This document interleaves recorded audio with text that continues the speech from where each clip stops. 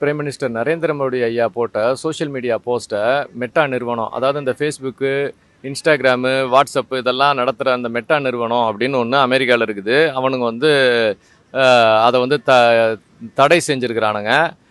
என்னடா திடீர்னு தடை செஞ்சுருக்கீங்க அப்படின்னு சொன்னோம்னா, இல்லை யாரோ ஒருத்தன் கம்ப்ளைண்ட் பண்ணா அதனால் லீகல் ஆக்ஷன்னு சொல்லிட்டு நாங்கள் தடை செஞ்சிட்டோம் அப்படின்னானுங்க. அப்புறம் கேட்டால் இல்லை அது வந்து ஏதோ டெக்னிக்கல் கிளிச்சு அப்படின்னு போய் சொன்னானுங்க. அப்புறம் திரும்ப நார்மல் ஆக்கிட்டானுங்க. ஆனால் அது மேட்ரு கிடையாது. விஷயம் என்னென்னா, இதுக்கு முன்னாடி இந்த மாதிரி உலகத்துடைய பெரிய தலைவர்களுடைய இன்ஸ்டாகிராம் போஸ்ட்டு, ஃபேஸ்புக் போஸ்ட் எல்லாம் இவங்க தடை செஞ்சுருக்கானுங்களா அப்படின்னு சொன்னோம்னா பண்ணியிருக்கானுங்க.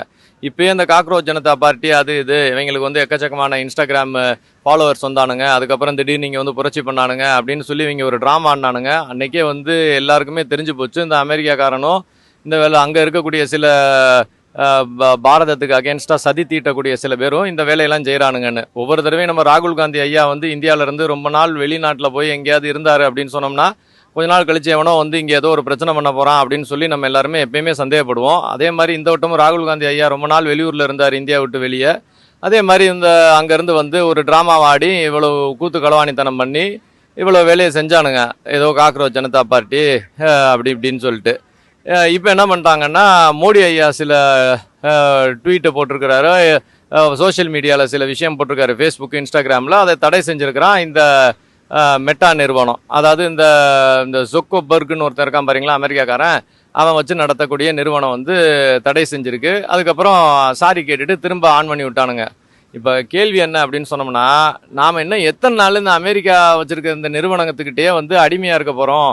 ஒன்று நாமளே ஏதாவது இந்த மாதிரி ஏதாவது ஒரு நிறுவனத்தை உருவாக்கி கொண்டு போகணும். இப்போ நம்ம ஊரில் எல்லாம் வந்து ஜோகோ ஐயா இருக்கார், ஸ்ரீதர் வேம்பு ஐயா, அவங்களாம் நல்ல விஷயங்கள் செஞ்சுக்கிட்டு இருக்காங்க. அவங்களும் சில முயற்சிகள் பண்ணாங்க. ஆனால் பப்ளிக் வந்து ஏற்கனவே பயன்படுத்திக்கிட்டு இருக்கிற அதே விஷயங்களை தான் திரும்ப திரும்ப பயன்படுத்துவாங்க. சைனாலாம் எடுத்துக்கிட்டிங்க அப்படின்னு சொன்னோம்னா, அவன் ஊரில் வந்து அமெரிக்கா பண்ணக்கூடிய எந்த சோஷியல் மீடியாவும் வர முடியாது. இன்ஸ்டாகிராமு, ஃபேஸ்புக்கு, வாட்ஸ்அப்பு இது எதுவுமே வந்து சைனாவில் கிடையாது. சைனாவுக்குனே தனியாக ஒரு நிறுவனத்தை சைனாவே வச்சுருக்குது. இப்போ இந்தியா வந்து என்ன பண்ண போகுது? இன்ஸ்டாகிராமு, ஃபேஸ்புக்கு, வாட்ஸ்அப்பு இதெல்லாம் தடை செய்யணும் அப்படின்னு சில பேர் சொல்கிறாங்க. சில பேர் வந்து இல்லை தடை செய்ய வேண்டிய அவசியம் கிடையாது, ஆனால் அதே நேரத்தில் நாம் வந்து அவங்களோட சேர்ந்து ஏதாவது ஒன்று செய்யணும் அப்படின்றாங்க. இப்போ ஃபார் எக்ஸாம்பிள், இப்போ ஹோண்டா பைக் எடுத்துக்கிட்டிங்கன்னு வச்சுங்களேன். நம்ம ஊரில் ஹீரோன்ற பைக்கும் ஹோண்டான்ற ஜப்பான் பைக்கும் ஒன்றா சேர்ந்தா ஹீரோ ஹோண்டா அப்படின்னு ஒன்று போட்டானுங்க. அப்போ நாம ஏன் இந்த வட்டம், ஏன்டா நீ அமெரிக்காக்காரனாக இருந்தீன்னா நீனா இப்படிடா இங்கே கொண்டு வந்து வைப்ப, என் ஊருக்காரனோட நீ ஜாயின் பண்ணால் மாத்திரம்தான் இங்கே வந்து ஒரு தொழில் பண்ண முடியும், இந்த மாதிரி சோஷியல் மீடியா தொழில் பண்ண முடியும்னு நம்ம சொல்லலாம்ல. யோசிச்சு பாருங்க. இப்போ நம்ம நாடோட சேர்ந்தா மாத்திரம்தான் நீ வந்து இன்ஸ்டாகிராமோ, ஃபேஸ்புக்கோ இல்லை வாட்ஸ்அப்போ பண்ண முடியும் அப்படின்ற ஒரு சூழ்நிலை இருந்துச்சுன்னா, நம்ம நாடு அட்லீஸ்ட் கண்ட்ரோலாவது பண்ணும்ல. எங்கேயோ அமெரிக்காவில் இருக்கிற ஒருத்தன் நம்ம நாடை 100% கண்ட்ரோல் பண்ணுவான், நம்ம பிரைம் மினிஸ்டருடைய போஸ்ட்டை அவனா தூக்கி அடிப்பான் அப்படின்னு சொன்னோம்னா, நம்மளாம் எங்கெங்கே இருக்கோம்?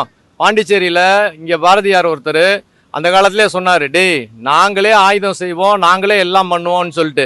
வெள்ளி பனிமலையின் மீதுலாவோன்னு பாட்டு இருக்கு, ஞாபகம் இருக்குதுங்களா?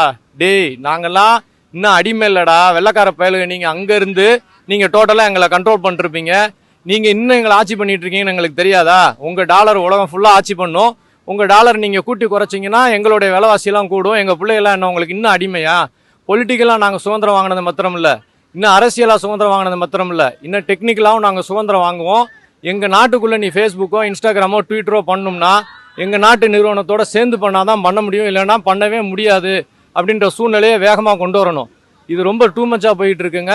நம்ம பிரைம் மினிஸ்டரோடைய போஸ்ட்டை நம்மளே இல்லாமல் அவன் நாட்டு தட்டுக்கிறான் அப்படின்னு சொன்னோம்னா, இதுக்கு மேலே நம்ம விட்டு வச்சுக்கிட்டு இருக்க முடியாதவனுங்களை.